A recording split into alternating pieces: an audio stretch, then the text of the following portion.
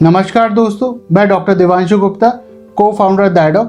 दोस्तों, आज हम इस वीडियो में बात करेंगे कि अस्थमा का ट्रीटमेंट कैसे किया जाता है, कौन सी मेडिसिन्स हल्के लक्षण वाले अस्थमा में दी जाती हैं और कौन सी मेडिसिन्स को गंभीर लक्षण वाले अस्थमा में दिया जाता है, और इन मेडिसिन्स के क्या साइड इफ़ेक्ट होते हैं और इन साइड इफ़ेक्ट को कैसे कम किया जा सकता है। तो चलिए शुरू करते हैं आज की वीडियो। दोस्तों, डॉक्टर्स जब अस्थमा का ट्रीटमेंट या मैनेजमेंट करते हैं तो उनके कुछ गोल्स होते हैं, जिनमें पहला है अस्थमा के सिम्टम्स या लक्षणों को कंट्रोल करना। दूसरा है पेशेंट की नॉर्मल एक्टिविटीज़ को मेंटेन करना ताकि वो एक्सरसाइज जैसी चीज़ भी आराम से कर सके। तीसरा है पेशेंट के पल्मोनरी फंक्शंस यानी कि लंग फंक्शंस को जितना संभव हो सके नॉर्मल रखना। अगला है मरीज को अस्थमा के अटैक से बचाना। उसके बाद जो भी दवाइयाँ ट्रीटमेंट के लिए दी जा रही हैं उनके साइड इफ़ेक्ट्स को कम करना और किसी भी प्रकार की अस्थमा से होने वाली मृत्यु को रोकना। दोस्तों, अस्थमा के ट्रीटमेंट के लिए जो मेडिसिन दी जाती हैं उन्हें यूजुअली दो भागों में डिवाइड किया जाता है। पहले को कहते हैं क्विक रिलीफ मेडिसिन और रिलीवर मेडिसिन।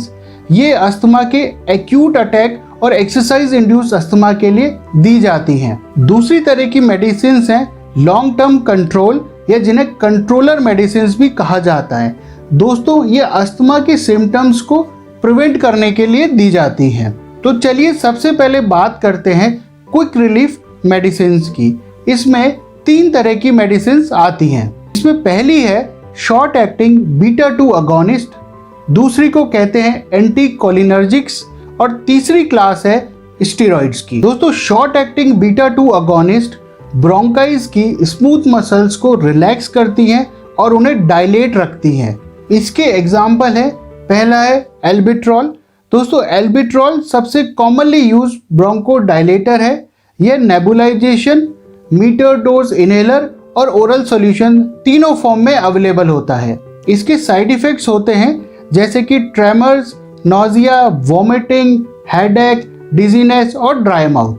दोस्तों, जो दूसरा example short acting beta 2 agonist drugs का है वह है लिव एल्बिट्रॉल। लिव एल्बिट्रॉल एल्बिट्रॉल के कंपैरिजन में कम डोज में ही इफेक्टिव होता है और इसके एल्बिट्रॉल के कंपैरिजन में साइड इफेक्ट्स भी कम होते हैं। दोस्तों, दूसरी क्लास है एंटी कोलिनर्जिक ड्रग्स की। इसमें पहली ड्रग है टायोट्रोपियम। टायोट्रोपियम M3 रिसेप्टर्स को स्मूथ मसल्स में ब्लॉक कर देती है और ब्रोंकाइज का डायलेटेशन करती है। ध्यान ये रखना होता है कि टायोट्रोपियम को केवल 6 साल से उम्र के अधिक लोगों में ही दिया जा सकता है।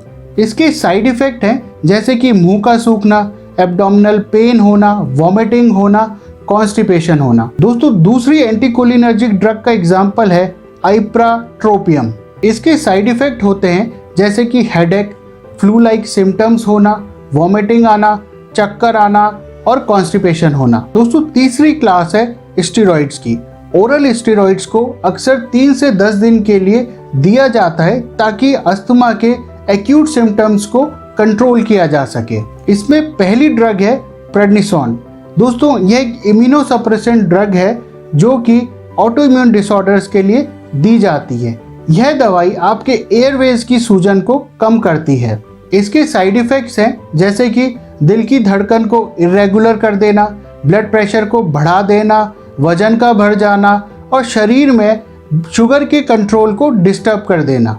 स्टेरॉइड क्लास में अन्य दवाइयां हैं जैसे कि मिथाइल प्रेडनिसोलोन और प्रेडनिसोलोन। दोस्तों, अब बात करते हैं लॉन्ग टर्म कंट्रोल मेडिसिन की।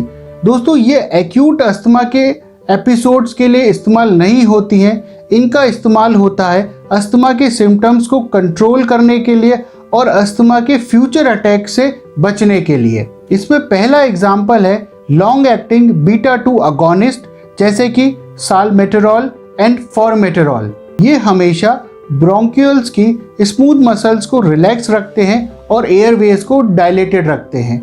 इन्हें हमेशा इनहेल्ड स्टेरॉइड्स के साथ दिया जाता है। इनके साइड इफ़ेक्ट होते हैं जैसे कि हेडेक होना, स्लीप डिस्टर्बेंस होना एंड बॉडी में शुगर का बढ़ जाना। दोस्तों, लॉन्ग टर्म कंट्रोल मेडिकेशंस में अगली क्लास है इनहेल्ड स्टेरॉइड्स की, जैसे कि विडेसोनाइड, फ्लूटिकासोन एंड मोमेटासोन। इन्हें हमेशा बीटा 2 एड्रीनर्जिक अगोनिस्ट के साथ ही दिया जाता है। दोस्तों अगली क्लास है नॉन सेलेक्टिव फॉस्फोडाइस्टरेज इनहिबिटर। इसमें जो ड्रग आती है उसे बोलते हैं थियोफाइलिन, परंतु इस दवाई को देने के बाद इस दवाई के लेवल को बार बार ब्लड में चेक करना पड़ता है, क्योंकि इसका जो टॉक्सिसिटी का विंडो है वो बहुत कम है। इसलिए इस दवाई का इस्तेमाल बहुत ही कम और इनफ्रीक्वेंट होता है। दोस्तों जो अगली क्लास है उसे कहते हैं मास्ट सेल स्टेबलाइजर। इसमें जो ड्रग आती है उसका नाम है क्रोमोलिन सोडियम। यह मेडिसिन शरीर में हिस्टामिन के रिलीज को रोकती है और इसके साइड इफेक्ट होते हैं शरीर में सूजन आना, फोटो सेंसिटिविटी होना और हेडेक हो जाना। दोस्तों जो अगली क्लास है उसे कहते हैं ल्यूकोट्राइन रिसेप्टर एंटागोनिस्ट। इसमें जो दवाइयाँ आती हैं उनकी एग्जाम्पल हैं ज़ाफिरल्यूकास्ट और मोंटेल्यूकास्ट। और अच्छी बात यह है कि ज़ाफिरल्यूकास्ट और मोंटेल्यूकास्ट के बहुत ज़्यादा साइड इफ़ेक्ट्स नहीं होते हैं। अगली क्लास है मोनोक्लोनल एंटीबॉडीज़ की। इनके एग्जाम्पल हैं ओमालिजुमाब, मैपोलिजुमाब। इन एंटीबॉडीज़ के रिसेप्टर टारगेट्स वेरी करते हैं, परंतु अल्टीमेटली ये सारी एंटीबॉडीज़ शरीर के इम्यून रेस्पॉन्स को कम करती हैं। दोस्तों अब सवाल आता है कि अस्थमा के जो मरीज़ हैं उनमें क्या सभी में एक जैसा ट्रीटमेंट दिया जाता है, चाहे किसी के सिम्टम माइल्ड हों या हल्के हों और किसी के सिम्टम सिवियर हो या गंभीर हो, परंतु ऐसा नहीं है। दोस्तों अस्थमा का ट्रीटमेंट उसकी सिवियरिटी के हिसाब से दिया जाता है। इसका मतलब किसी को हल्के लक्षण है तो उसमें अलग दवाइयाँ दी जाती हैं और जिस व्यक्ति में गंभीर लक्षण है उसमें अलग दवाइयाँ दी जाती हैं। तो चलिए बात करते हैं इस ट्रीटमेंट के बारे में। दोस्तों अस्थमा की सिवियरिटी के हिसाब से अस्थमा को 4 क्लासेस में डिवाइड किया गया है। पहली को बोलते हैं इंटरमिटेंट अस्थमा। अगर कफ, वीजिंग, चेस्ट टाइटनेस और चेस्ट पेन जैसे अस्थमा के सिम्टम्स किसी मरीज को हफ्ते में 2 या उससे कम बार आ रहे हों तो उसे इंटरमिटेंट अस्थमा कहते हैं। दोस्तों आपसे निवेदन है कि अस्थमा के लक्षण की डिटेल वीडियो देखने के लिए आप हमारे चैनल पे जा सकते हैं और उसका लिंक हम आपको डिस्क्रिप्शन में नीचे दे देंगे। इंटरमिटेंट अस्थमा में लॉन्ग टर्म मेडिसिन, जिन्हें कंट्रोलर मेडिसिन भी कहते हैं, उनकी ज़रूरत नहीं होती है और सिम्टम्स के लिए शॉर्ट एक्टिंग बीटा 2 अगोनिस्ट जैसे कि एल्बिट्रॉल एंड लीवोएल्बिट्रॉल दिए जाते हैं। दूसरी क्लास है mild persistent asthma. Cough, wheezing, chest pain, chest tightness, breathlessness जैसे सिम्टम अगर किसी मरीज को 3 से 6 बार एक हफ्ते में आते हैं तो उसे माइल्ड परसिस्टेंट अस्थमा कहते हैं। इसमें preferred medication low dose steroid होता है। उसके अलावा ऑल्टरनेटिव के रूप में मास्ट सेल स्टेबलाइजर क्रोमेलिन भी यूज किया जा सकता है। उसके अलावा ल्यूकोट्राइन रिसेप्टर एंटागोनिस्ट ज़ाफिरल्यूकास्ट या मोंटेल्यूकास्ट भी इस्तेमाल हो सकता है और थियोफाइलिन भी दिया जा सकता है। तीसरी क्लास है moderate persistent asthma.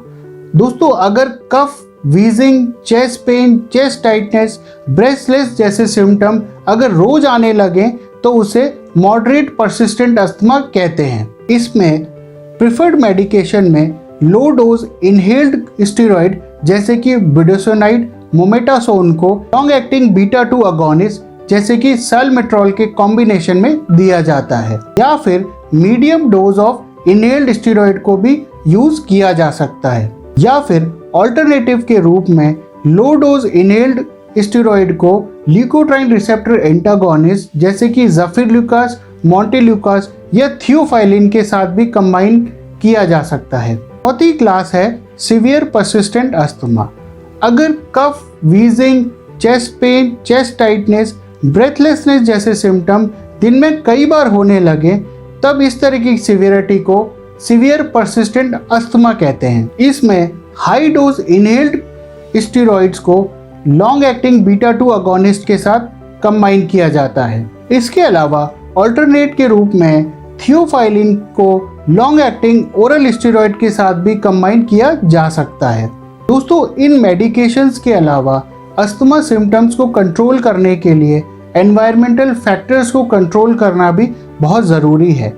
Environmental irritants asthma के सिम्टम्स को ट्रिगर कर सकते हैं। इसलिए अक्सर डॉक्टर्स पेशेंट्स की एलर्जिक टेस्टिंग कराते हैं ताकि आइडेंटिफाई किया जा सके कि अस्थमा का मरीज किन किन एलर्जन से एलर्जिक है और उसे उससे बचने की फिर सलाह दी जाती है। इसके अलावा pollution, tobacco smoke, chemical smoke, dust mites, इन सभी के एक्सपोजर से बचना भी अस्थमा के सिम्टम से बचने का एक कारगर उपाय है। दोस्तों, जो पेशेंट सिवियर अस्थमैटिक होते हैं और जिन्हें हाई डोज इनहेल्ड स्टेरॉइड से भी आराम नहीं आ रहा है, उनके लिए एक नई टेक्निक आई है जिसे बोलते हैं ब्रोंकियल थर्मोप्लास्टी।